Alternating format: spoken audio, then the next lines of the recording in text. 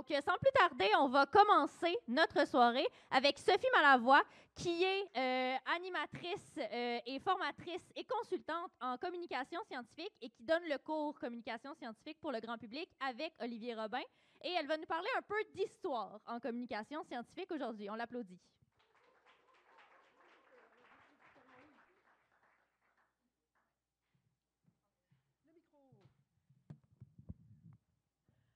Bonsoir. Alors d'abord, pourquoi je vous parle d'histoire de la vulgarisation scientifique? En fait, c'est un sujet comme un autre. Moi, je ne fais pas de recherche à proprement dit, mais j'enseigne la communication scientifique. Donc à chaque fois, j'essaie de trouver des sujets, pertinents ou pas, mais en tout cas qui pourraient éventuellement intéresser les gens. Pourquoi l'histoire de la vulgarisation scientifique? C'est parce qu'on vit un engouement pour la vulgarisation. Écoutez, la salle est pleine, il y a de plus en plus de cours de vulgarisation scientifique, j'en sais quelque chose, de formations qui sont organisées, des concours, ma thèse en 180 secondes, Dance Your PhD, Name It, la face en fait. Bref, ça a le vent dans les voiles. Et on a tendance à dire, hey, c'est chouette, les scientifiques enfin sortent de leur tour d'ivoire. C'est vrai, c'est magnifique, c'est beau, mais ce que je vais essayer de vous dire ce soir, c'est qu'en fait, la tour d'ivoire, ils n'y ont pas toujours été, les scientifiques.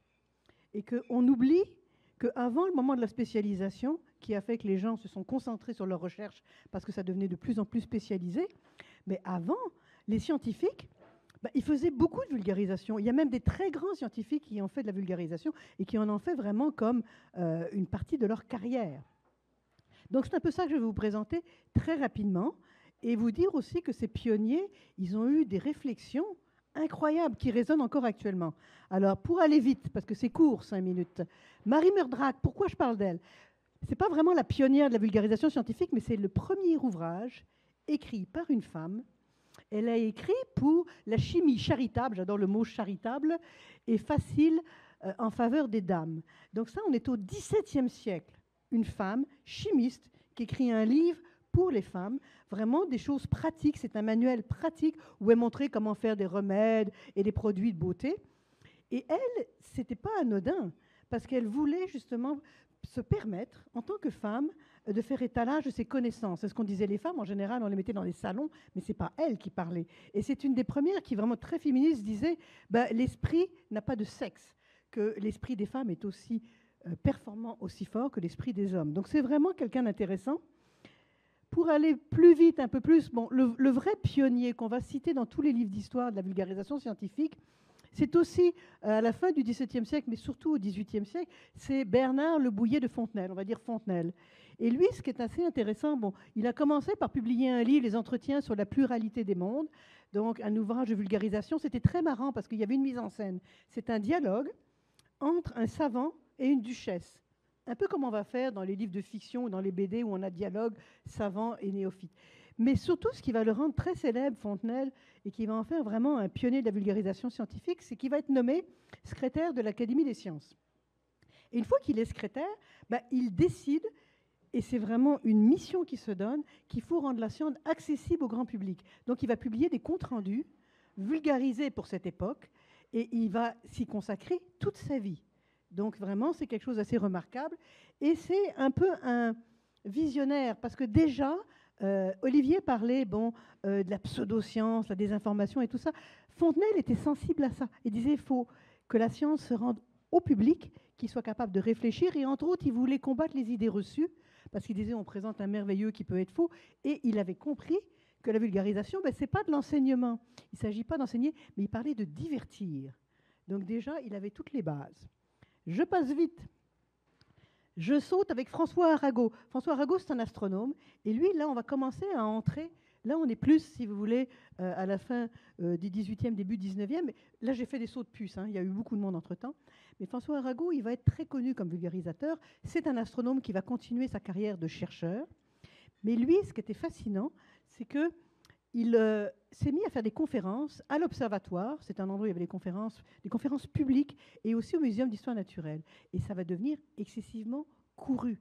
Lui, il disait, je veux rendre l'astronomie agréable, passionnante. Il dit, j'ai envie que dans les salons, les femmes discutent de parallaxe et d'orbite. Et ça va fonctionner. Et il se disait, il faut que la science soit accessible et comprise. Alors, il avait un truc marrant dans ses conférences. Il avait ce qu'il appelait le thermomètre intellectuel. C'est qu'il prenait une salle, comme ça, et il fixait un peu le visage le plus fermé. Moi, je ne vais pas dire vous ou vous, mais en tout cas, un visage fermé qui n'avait pas l'air vraiment très enthousiaste ou de comprendre, un peu le visage de l'abruti typique. Bon. Il le fixait, et quand il parlait jusqu'à ce que ce visage s'illumine. Et quand ce visage s'éclairait, il disait « Là, je sais que si lui a compris, tout le monde a compris ». C'était son thermomètre intellectuel. Donc il avait compris que la vulgarisation, c'est bien beau, mais il faut rendre son chose accessible. Là, je passe à Michael Faraday, que vous connaissez peut-être, mais ça, c'est un peu mon préféré, en fait. Lui, ça va carrément devenir... Autant Arago était devenu très connu, Faraday va devenir une star de la vulgarisation scientifique. Et ce qui est fascinant, c'est que ça va devenir une star de la science aussi. Il va mener les deux carrières de front.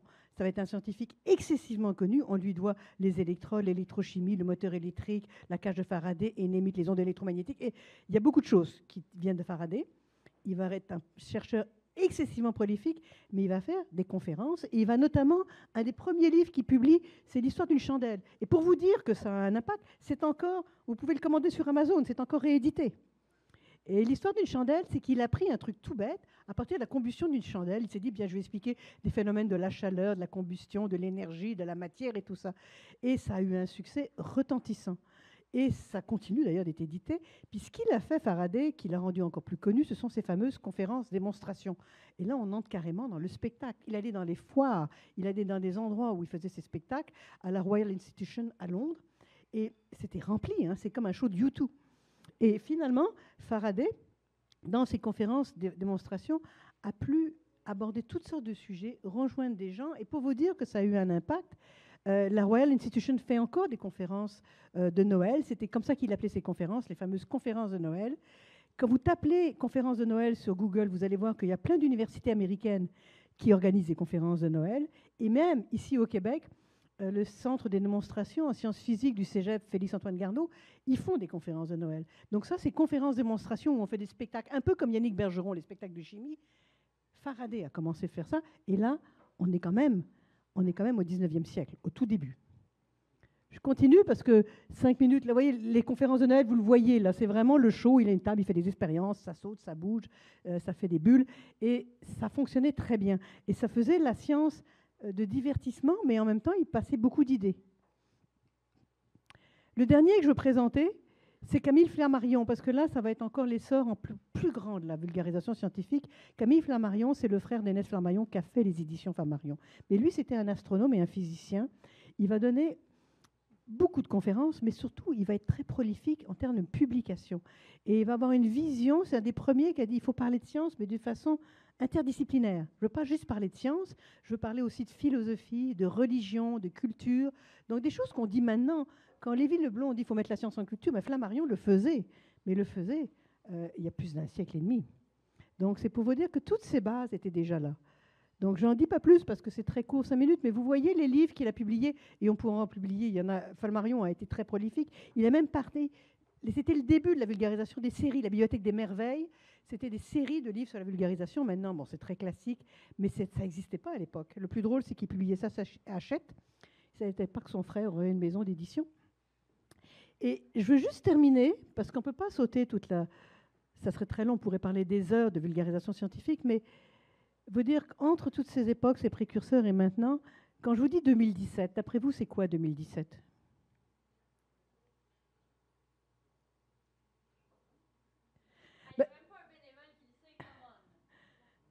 2017, la création de Bistro Brain. Donc, je fais un saut pour vous dire, bon, entre tous ces précurseurs et ça, 2017, c'est Bistro Brain. C'était juste pour vous dire, vous allez entendre les successeurs des vulgarisateurs dont j'ai parlé. Ce sont des gens qui font en recherche, mais qui ont à cœur de ça. Donc, il y a une longue tradition. Ce n'est pas de décennies dont on parle, mais de plusieurs de siècles, de 300 ans. Merci. Merci, Sophie. Donc,